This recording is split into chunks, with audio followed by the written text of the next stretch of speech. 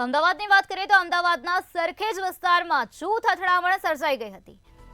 Husaini bakery પાસે જૂથ અથડામણ થઈ હતી ત્યારે એક જ ગામના બે જૂથો વચ્ચે અથડામણ થઈ હોવાની વિગતો સામે આવી છે। જૂથ અથડામણમાં ગાડીઓના કાચ તોડવામાં આવ્યા હતા।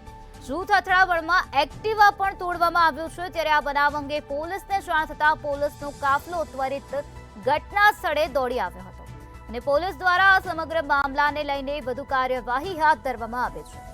અમદાવાદના સરખેજ વિસ્તારનો આ બનાવ પ્રકાશમાં આવ્યો છે, જ્યાં જૂથ અથડામણ સર્જાઈ ગઈ હતી। હુસૈની બેકરી પાસે આ પ્રકારનો બનાવ બન્યો હતો, જ્યાં એક જ ગામના બે જૂથો વચ્ચે મારામારી થઈ હતી અને ત્યારે આ ઘટનામાં ગાડીઓના કાચ તોડી પાડવામાં આવ્યા છે તો બીજી તરફ એક્ટિવા પણ તોડવામાં આવ્યો છે। ત્યારે પોલીસ કાફલો ઘટના સ્થળે પહોંચ્યો હતો અને પોલીસ દ્વારા વધુ પૂછપરછ હાથ ધરવામાં આવી છે।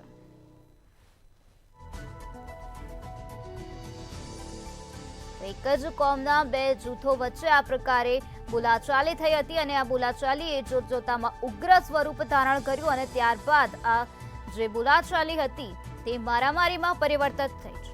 તો આજ મુદ્દે વધુ માહિતી આપવા માટે આપણી સાથે સંવાદદાતા રવિ ભાવસાર જોડાઈ ગયા છે। જી રવિ, અમદાવાદના સરખેજ વિસ્તારમાં જૂથ અથડામણ થઈ હતી અને જેમાં ગાડીઓના કાચ તોડવામાં આવ્યા છે તો બીજી તરફ એક્ટિવા પણ તોડવામાં આવ્યો છે। શું છે આ સમગ્ર મામલો? બિલકુલથી જો વાત કરવામાં આવે તો સરખેજ વિસ્તારમાં આવેલી જે હુસૈની બેકરી પાસે એક જ કોમના બે ટોળાઓ દ્વારા આમને સામને પથ્થરમારો અને મારામારીનો બનાવ છે તે બનાવ બન્યો હતો। સાથે જ જો વાત કરવામાં આવે તો આસપાસ પાર્કિંગ કરેલી ગાડીઓના કાચ છે તે કાચ અસામાજિક તત્વો દ્વારા તોડવામાં આવ્યા હતા। સાથે જ એક એક્ટિવા છે તે એક્ટિવાને પણ તોડી નાખવામાં આવ્યું હતું। હાલમાં તો પોલીસનો કાફલો છે તે ઘટના સ્થળ પર પહોંચી અને પરિસ્થિતિ કાબૂમાં લેવા માટેના પ્રયત્ન છે તે કરી રહ્યા છે, પરંતુ ક્યાંક ને ક્યાંક અમદાવાદમાં અસામાજિક તત્વો છે તે બેફામ બન્યા હોય તેવું સ્પષ્ટપણે લાગી રહ્યું છે। જી રવિ, સમગ્ર માહિતી આપવા બદલ આભાર।